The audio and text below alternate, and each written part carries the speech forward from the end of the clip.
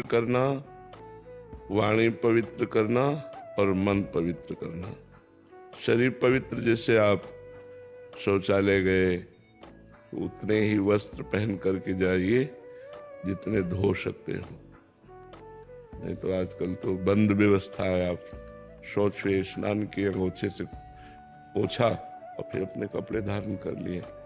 अगर आप शौच वाले कपड़े पहने हैं तो आप अपवित्र हैं।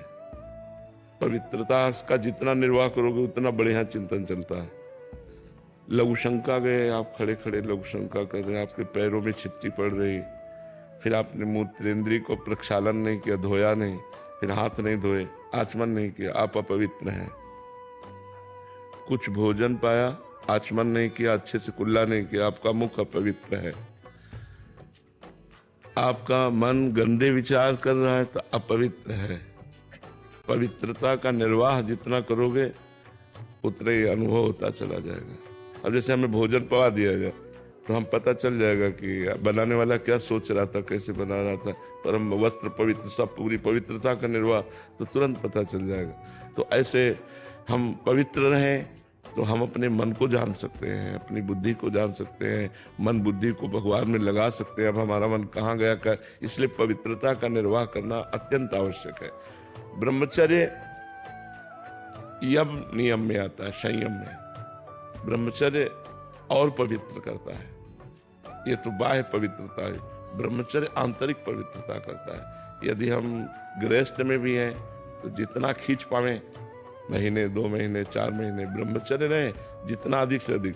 ब्रह्मचर्य एक अमोघ शक्ति है जो आपको हर समय उत्साहित रखेगी, स्मृतिवान रखेगी, शरीर को स्वस्थ रखेगी, मन को स्वस्थ रखेगी, नेगेटिव विचारों को रौंद देगी, पॉजिटिव विचारों को उत्पन्न कर देगी।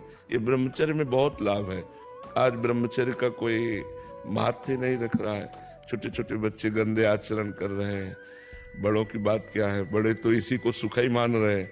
शराब पीना, मांस खाना, बेविचार करना, यही लक्ष्य ही रह गया है। कोई बिरले ऐसे हैं जो इससे हट करके थोड़ा आत्मानंद, भगवदानंद, सत्संग की तरफ चल रहे, नहीं तो कुसंग की तरफ ही जा रहे। शराब पीना, ये करना, वो करना, गंदे आचरण करना।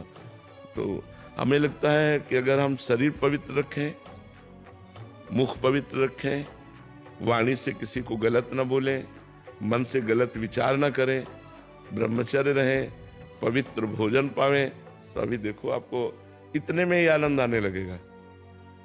राधा नाम जपिए और इतना कीजिए तो इतने में ही आनंद आने लगेगा। अब आप हमें 10 मिनट छोड़ दें,